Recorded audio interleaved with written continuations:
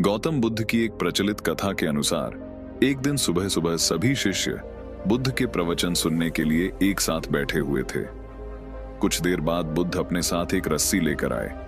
तथागत के हाथ में रस्सी देखकर सभी शिष्यों को हैरानी हुई। बुद्ध अपने आसन पर बैठे और उन्होंने रस्सी में एक के बाद एक 3 गांठ बांध दी। इसके बाद उन्होंने शिष्यों से पूछा कि क्या ये वही रस्सी है जो गांठ बांधने से पहले थी। इस प्रश्न के जवाब में एक शिष्य ने कहा कि तथागत, इसका उत्तर थोड़ा मुश्किल है।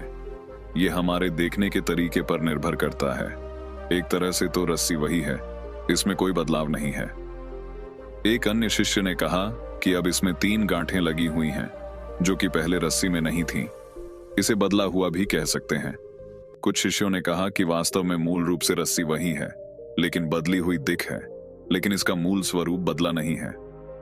शिष्यों की बात सुनकर बुद्ध ने कहा कि आप सभी सही बोल रहे हैं, अब मैं इन गांठों को खोल देता हूं। ये बोलकर बुद्ध रस्सी के दोनों सिरों को खींचने लगे। बुद्ध ने पूछा कि क्या इस प्रकार रस्सी की गांठें खुल जाएंगी?